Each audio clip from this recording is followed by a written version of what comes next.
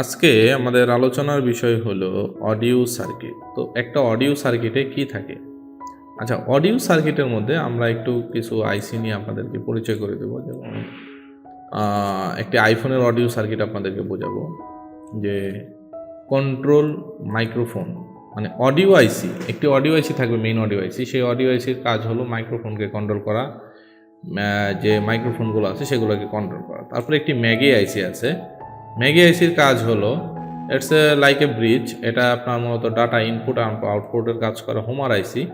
Homer IC work with ম্যাগি to test audio IC, মানে audio Maggi আইসির কে test করার জন্য ম্যাগির সাথে কাজ করে, বিভিন্ন অডিও আইসিগুলোকে টেস্ট করার জন্য কাজ করে। আচ্ছা, এই অডিও আইসি মূলত একটি সিগন্যালের মাধ্যমে চলে। সেই সিগন্যালের নাম হলো I2S লাইন। I2S হলো একটি অডিও রিলেটেড প্রোটোকল, যেই প্রোটোকলের মাধ্যমে এই অডিও আইসি প্রত্যেকটা লাইনকে কন্ট্রোল করে থাকে I2S লাইনের মাধ্যমে। এই I2S লাইন সরাসরি সিপিইউর সাথে রিলেটেড। দেখতে পাচ্ছেন যে এখানে আমরা একটি সার্কিট ডায়াগ্রামে যদি আপনাদেরকে দেখাই, দেখেন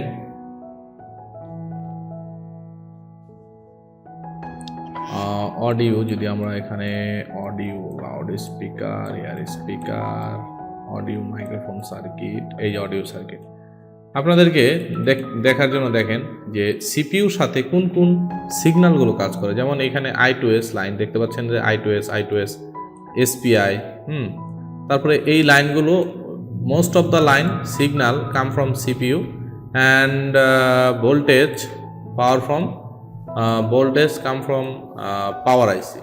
আচ্ছা, এখানে মেইন যে অডিও আইসি আছে, মূলত এই অডিও আইসির কাজ হলো আমাদের মাইক্রোফোনকে কন্ট্রোল করা। এর সাথে আরও কিছু আইসি আছে, যেমন স্পিকার এমপ্লিফায়ার আইসি, যেটা কিনা এয়ার স্পিকার বাজার জন্য আমাদের। আরেকটা স্পিকার এমপ্লিফায়ার আছে যেটা কিনা লোয়ার লাউড স্পিকার বাজে। আরেকটা লাইন আছে সেটা হলো ভাইব্রেটর এমপ্লিফায়ার, যেটা কিনা ভাইব্রেটরের কাজ করে। তো এইগুলো সবই অডিওর সাথে রিলেটেড একটি সার্কিট। এখন আসেন আমরা আরেকটি সার্কিট আপনাদেরকে দেখাবো। যেমন এটা হলো মূলত একটি ডায়াগ্রাম সফটওয়্যার, এটি কোম্পানির সফটওয়্যার। তো দেখেন যে একটি সার্কিট মূলত কিভাবে কাজ করে। সিপিইউ থেকে যে সিগন্যাল যায়, codec SCL SDA, codec IQN। আচ্ছা, তো এই যে সিগন্যালটা আছে, এই সিপিইউ থেকে যে সিগন্যালগুলো যায়, কোডেক বলতে অডিও সিগন্যাল, অডিও বোঝানো হয়, কোডেককে অডিও বলা হয়। CDC অথবা কোডেক যদি কোনো জায়গায় লেখা থাকে সেটাকে অডিও বলা হয়। যেমন পিএমআইসির কাজ কি দেখেন, পিএমআইসি আমাদের ভোল্টেজ দিচ্ছে অডিও আইসিকে, যে কোডেক আইসি যেটাকে বলা হয় 3.3 ভোল্টেজ অ্যান্ড 1.8 ভোল্টেজ, এই দুইটা ভোল্টেজ সাপ্লাই দিচ্ছে। এখন এই অডিও আইসি আবার কাকে কাকে সাপ্লাই দিচ্ছে দেখেন, রিসিভার আউট PN, মানে PN মানে পজিটিভ অ্যান্ড নেগেটিভ, রিসিভারকে দিচ্ছে। মেইন মাইককে সাপ্লাই দিচ্ছে মেইন অডিও আইসি VDD, যে 2.7 voltage, main mic positive, main mic negative. Sub মাইককে দিচ্ছে। ইয়ার জ্যাক, মানে হেডফোন যে আমাদের যে জ্যাকটা আছে, সেই জ্যাককেও আমাদের কি অডিও আইসি সাপ্লাই দিচ্ছে। তো এই একটা অডিও আইসি কতগুলো লাইনকে, এটা হলো অ্যান্ড্রয়েডের একটি সার্কিট, কতগুলো লাইনকে আমাদের সাপ্লাই দিচ্ছে। যেমন এখানে আমরা একটি দেখেন অডিও কোডেক আইসি, যে রিসিভার টিপ, যে আমাদের এটা রিসিভার পজিটিভ অ্যান্ড রিসিভার নেগেটিভকে লাইন দিচ্ছে। এখানে আরও একটি লাইন দেখায় আপনাদেরকে, যেমন স্পিকার এমপ্লিফায়ার লাইন। যেমন এখান থেকে দেখেন সরাসরি স্পিকার এমপ্লিফায়ারকে বলা হয় সাব অডিও আইসি, যেটা আমরা নর্মালি সাব অডিও আইসি হিসেবে চিনি।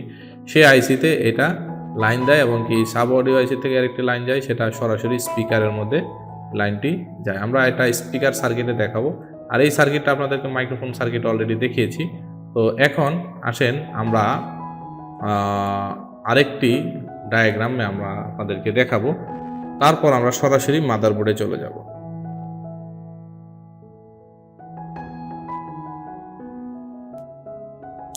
নর্মালি অডিও রিলেটেড যে প্রবলেমটা আছে, আমরা যদি যে কোনো একটা মডেলের স্কেমেটিক দেখি, তো অ্যান্ড্রয়েডের ক্ষেত্রে অডিও আইসি মূলত পাওয়ার আইসির ভিতরে বিদ্যমান থাকে। তো এর সাথে এক্সট্রা একটা আইসি থাকে, সেটা হলো কোডেক আইসি, এমপ্লিফায়ার আইসি, যেটাকে অনেক সময় PA বলা হয়, audio PA। But speaker amplifier IC, যেটার কাজ হলো মূলত স্পিকারের সাউন্ডের ক্ষেত্রে আমরা যেহেতু এখানে আমাদের স্পিকারের সার্কিট আলাদা করে আছে, আমরা স্পিকার সার্কিটে আমরা এই বিষয়টা দেখাবো। তো অডিও সার্কিট মূলত কি?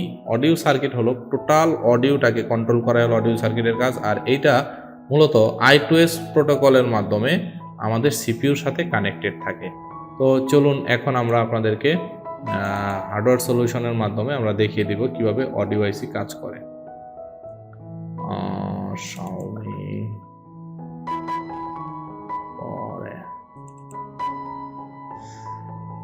আচ্ছা, আমরা এখন আসেন হ্যান্ডস ফ্রি লাউড স্পিকার, যেটা আমরা সেটা আপনাদেরকে দেখাবো যে কিভাবে এই হ্যান্ডস ফ্রি সার্কিটটা কাজ করে।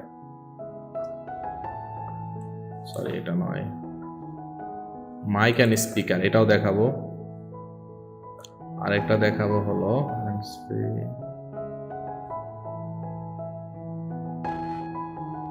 ওকে, এই কয়েকটা দিয়েই হয়ে যাবে। যেমন এখানে আমাদের যেমন মাইক অ্যান্ড স্পিকারের যে লাইনটা দেখতে পাচ্ছেন, এই যে যে ক্ষুদ্র আইসিটা দেখতে পাচ্ছেন, এটা হলো আমাদের স্পিকার এমপ্লিফায়ার আইসি। এই স্পিকার এমপ্লিফায়ার আইসির সাথে দেখেন এখানে স্পিকার এমপ্লিফায়ার আইসির পিছনে বিপিএইচ ভোল্টেজ আছে আমাদের, যে এই আইসির মেইন ইনপুট হলো বিপিএইচ ভোল্টেজ 3.7 ভোল্টেজ, এবং কি এইখান থেকে এই স্পিকার এমপ্লিফায়ার আইসিতে থেকেই আমাদের আউটপুট হচ্ছে, দেখেন স্পিকার আউট।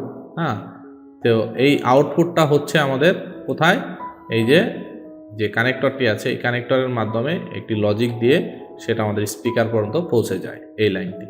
তো দেখতে পাচ্ছেন যে স্পিকারের প্রবলেম যদি আসে, নর্মালি আপনাদের সর্বপ্রথম স্পিকার চেক করতে হবে। স্পিকার কীভাবে চেক করতে হবে সেটা আমরা যদি স্পিকারের দুই জায়গায় আমরা মিটারে ডায়োড মোডে যাই, যখন আমরা দুইটার জায়গায় চেক করব, স্পিকার চেক করার যে নিয়মগুলো আছে আপনারা জানেন, তো ওই চেক করতে হবে ডায়োড রেঞ্জে ওহমস মোডে।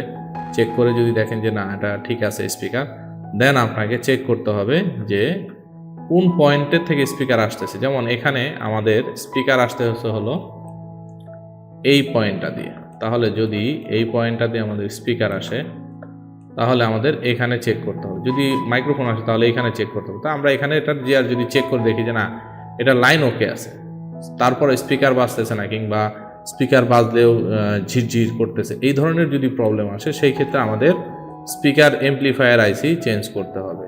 যদি স্পিকার এমপ্লিফায়ার আইসি চেঞ্জ করার পরেও না হয়, সেই ক্ষেত্রে আমাদের এই কম্পোনেন্টগুলো থেকে প্রবলেম হতে পারে। তো মোস্টলি এই কম্পোনেন্ট থেকে প্রবলেম হয়, আমরা এই কম্পোনেন্টগুলো চেঞ্জ করে দিলেও আমাদের প্রবলেম সলভ হয়ে যাবে। আর এই আইসিটা হলো বিপিএস আইসি। এই আইসি থেকে মূলত আমাদের বিপিএস সাপ্লাই যায়, ডিসি টু ডিসি কনভার্টার আইসি, যেটাকে চার্জিং আইসি বলা হয়। তো এই আইসি থেকে আমাদের এখানে ভোল্টেজ সাপ্লাই যায়। তো বুঝতে পারছেন যে অডিও সার্কিট আসলে তেমন কোনো জটিল কোনো সার্কিট নয়, এটা খুবই সহজ একটি সার্কিট। আর ইনশাল্লাহ আপনারা এই সার্কিটটা দেখে ইনশাল্লাহ আপনারা প্রবলেম সলভ করতে পারবেন।